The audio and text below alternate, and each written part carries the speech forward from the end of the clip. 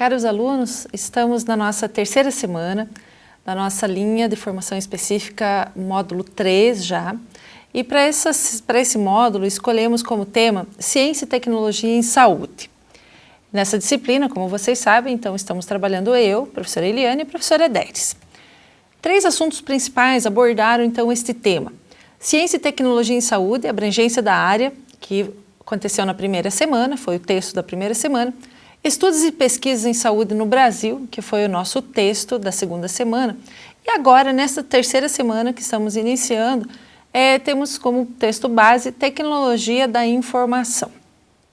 Então, o que nós trabalhamos nesse texto de Tecnologia da Informação? Conceito e contextualização, sistemas de informação no Sistema Único de Saúde, nosso conhecido SUS, hardware e software utilizados, tecnologias da comunicação, gestão de dados e informações e também recursos humanos e informática em saúde, que é o foco da nossa discussão.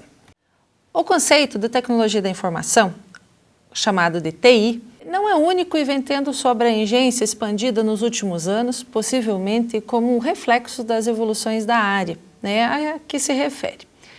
A TI, ela pode ser entendida como um conjunto de recursos empregado na coleta, no armazenamento, no processamento e distribuição da informação, abrangendo ainda métodos e técnicas e ferramentas para o planejamento, desenvolvimento e suporte de processos de utilização da informação. Esses conceitos fazem-se necessário para que a gente consiga entender no decorrer do texto outros conceitos que irão surgindo. Em informática, tal como acontece também com outras tecnologias, as organizações públicas ou privadas são tão mais bem-sucedidas quanto melhor souberem utilizar a TI, de forma apropriada para atingir os seus objetivos. O que isso quer dizer? A TI está à nossa disposição, mas nós precisamos saber escolher a ferramenta mais adequada que nos ajuda a atingir os nossos objetivos. Então, isso quer dizer que precisamos saber também quais são os nossos objetivos e onde queremos chegar, para assim podermos escolher uma tecnologia da informação que nos ajude e que nos dê um suporte necessário. Nas últimas décadas, a informática ela evoluiu de uma orientação tradicional, de suporte administrativo puramente, para um papel estratégico dentro das instituições de saúde. Então, para que nos ajude a tomar mais e melhores decisões, e de maneira estratégica. Embora os sistemas de informação eles sejam anteriores ao fenômeno da computação eletrônica, em alguns casos não dependem em absoluto de um computador, o tratamento de grande volume de dados e informações necessários à tomada de decisão e também às ações é extremamente facilitado e potencializado com o uso da ferramenta de TI. O que eu quero dizer com isso para vocês? Que não necessariamente para eu ter um sistema de informação e para que eu possa gerir essas informações, eu preciso de um computador. Não necessariamente, não em absoluto. Porém, é claro que com o volume das informações que nós tratamos hoje, se eu tenho a ferramenta da tecnologia da informação ao meu alcance, através de um computador, eu vou conseguir potencializar tudo isso. Então, eu vou conseguir trabalhar muito melhor com esse grande volume de informações. Mas nada impediria que eu tivesse um sistema de informação, digamos assim, manual. Claro que isso hoje dificilmente irá acontecer, mas o que eu quero deixar claro é que uma coisa não depende da outra. Então, um sistema de informação não em absoluto depende do computador, mas a utilização do computador potencializa as nossas ações. Então, isso que eu gostaria que ficasse bastante claro. Para os gestores da saúde no Brasil, os sistemas de informação informatizados, não mais somente no papel, permitiram nos últimos anos analisar a situação de saúde em seu território e avaliar o sucesso de suas intervenções. Por quê? Porque através da ferramenta, então eu consigo ter um controle maior dessas informações, consigo ter elas à minha disposição de uma forma muito melhor do que seria manualmente e talvez nem conseguisse ter todas as informações necessárias. Conseguiu também monitorar e controlar as atividades desenvolvidas por prestadores públicos e também privados de serviços, ainda quantificar e determinar o volume de recursos financeiros a ser transferido para cada um. Os sistemas de informação no Sistema Único de Saúde, eles acontecem de uma forma bastante específica. Então, nós temos um departamento de informática do SUS, chamado DataSUS. E o que é esse DataSUS que vocês lendo o texto, então vocês devem estar percebendo que ele aparece seguidas vezes, né, o DataSUS. Por quê? Porque ele é o departamento, então, de informática do SUS que controla, que disponibiliza as informações. E o que é o DataSUS, então? Então, ele é um órgão da Secretaria Executiva do Ministério da Saúde. Ele tem a responsabilidade de coletar, processar e disseminar informações sobre a saúde. Claro que esta coleta dessas informações são aquelas informações que são encaminhadas para essa base de dados do DataSUS, que são encaminhadas pelo município, pelas secretarias de Estado, e o DataSUS então faz essa coleta e é responsável também por disseminar, né, disponibilizar então essas informações. As informações então são disponibilizadas no domínio do DataSUS, né, em forma bruta e também em forma de indicadores. Então, são através também desses indicadores que eu consigo ter o conhecimento de como está a saúde no meu município, no meu estado e no território nacional. E também facilita a minha tomada de decisão. Por ser de fácil manipulação e extremamente útil para os gestores, é importante destacar que o DataSUS mantém em seu site, sempre atualizado, um caderno de informações de saúde. E o que tem nesse caderno de informações de saúde? Diversos tipos de dados, né? Alguns demográficos, epidemiológicos, financeiros, sobre cada estado e município do Brasil.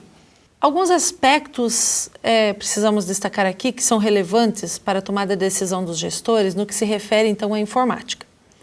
Falando agora sobre o chamado hardware e software. Né?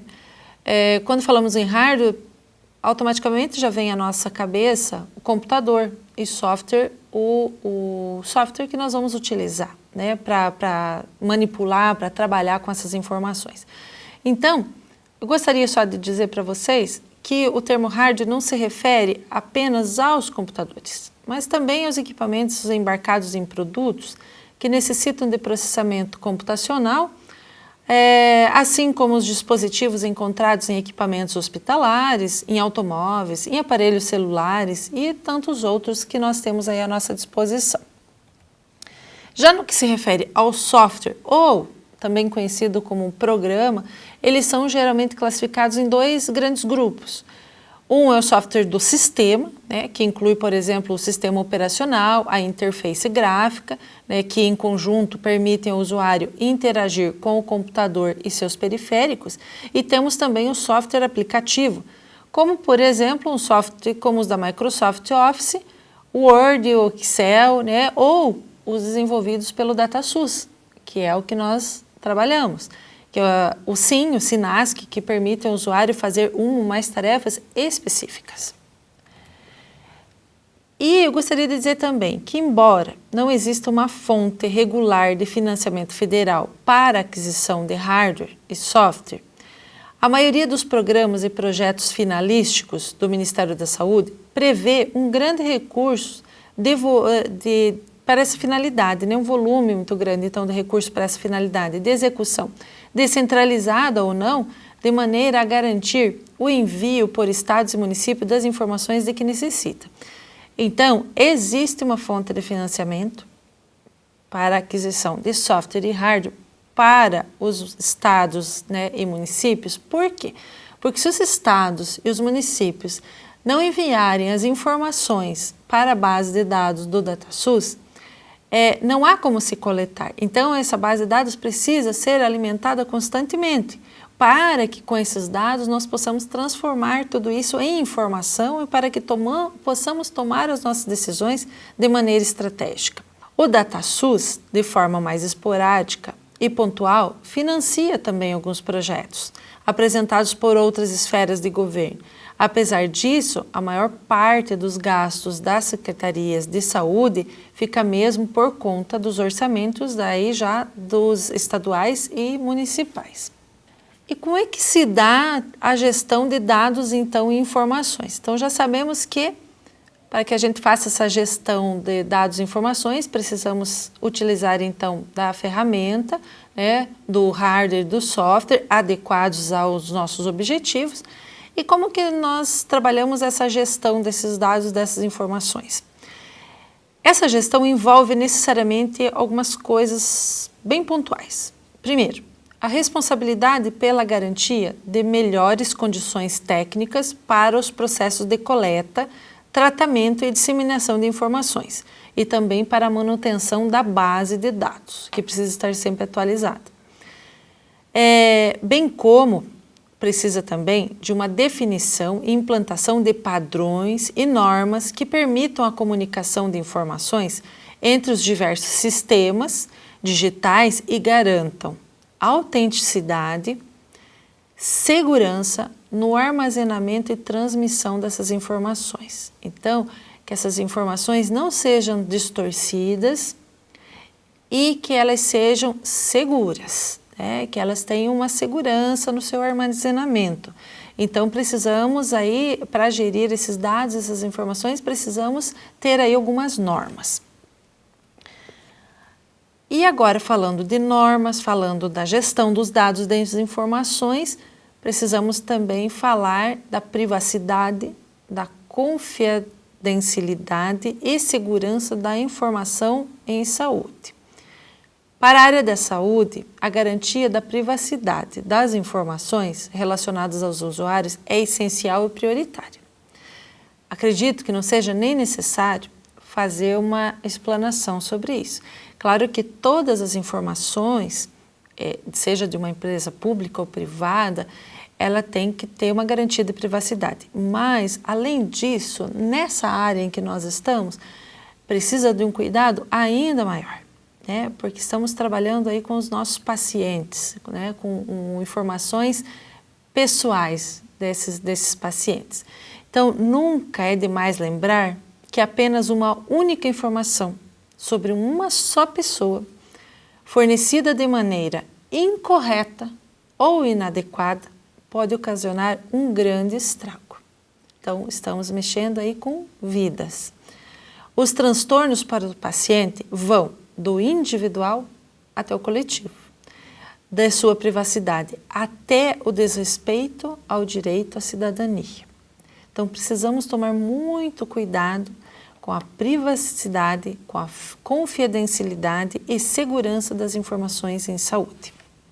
E cabe aos gestores públicos de saúde proteger a privacidade dos usuários, restringindo o acesso a pessoas não autorizadas a tais informações e garantindo a sua segurança. Então, que essas informações estejam nas mãos somente de pessoas autorizadas. Com isso, nós vamos conseguir garantir essa privacidade e a confidencialidade. Para isso, foi lançada em 11 de julho de 2007 a Resolução 1821 do Conselho Federal de Medicina. E o que essa resolução trouxe?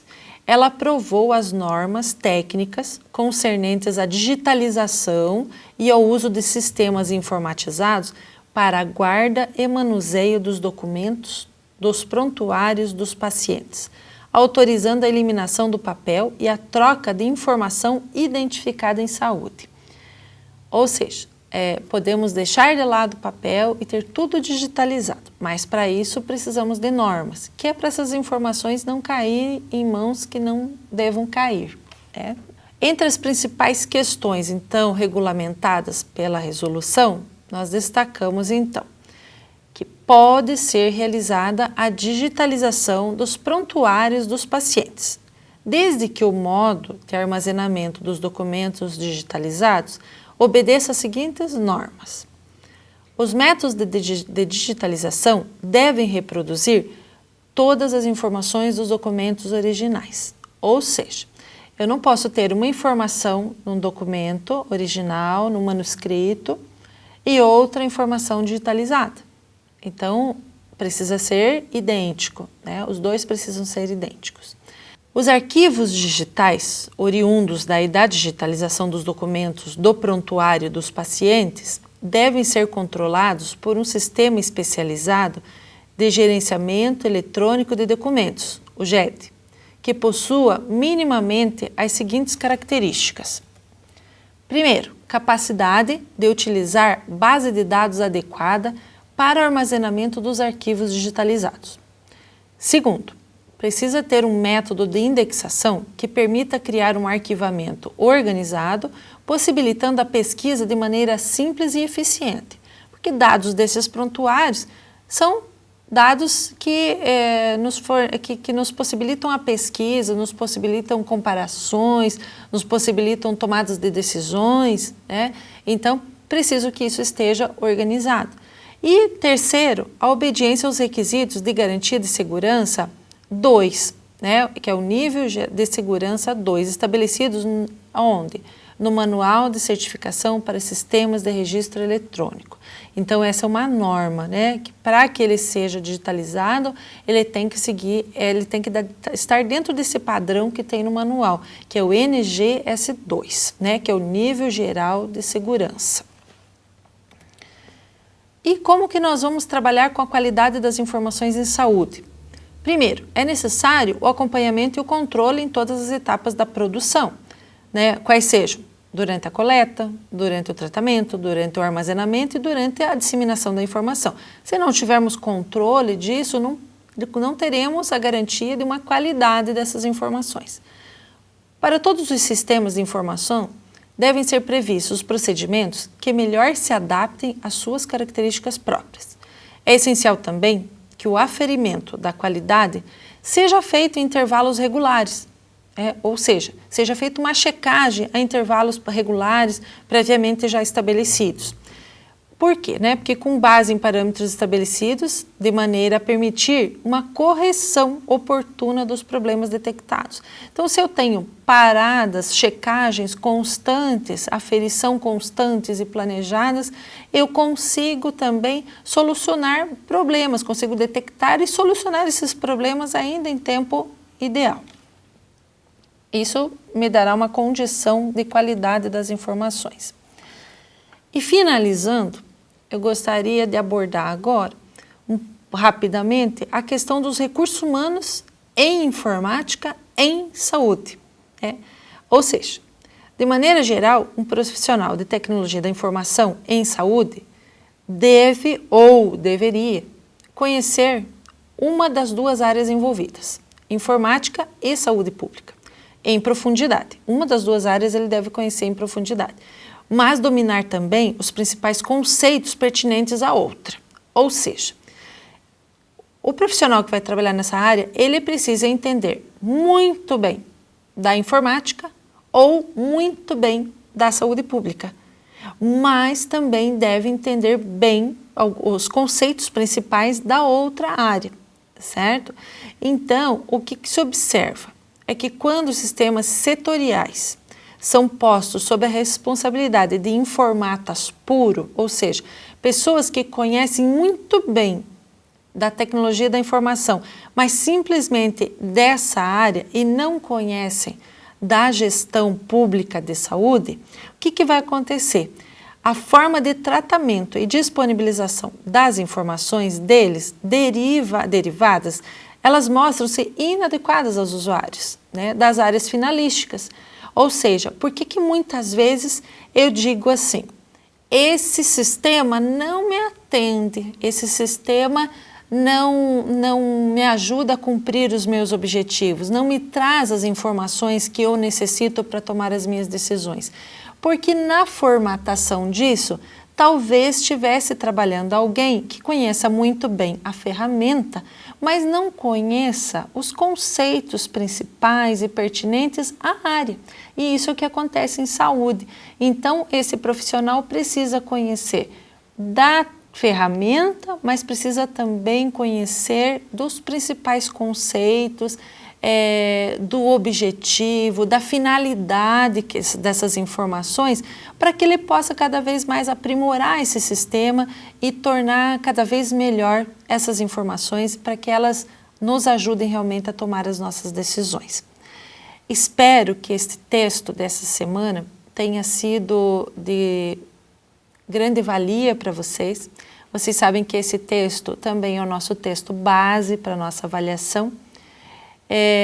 Espero realmente que todos os textos de todas as unidades tenham contribuído para a formação de vocês. Nos colocamos à disposição. Não esqueçam da nossa webconferência no dia 27, quarta-feira. Então, nos encontraremos novamente. Obrigado e sucesso a todos vocês.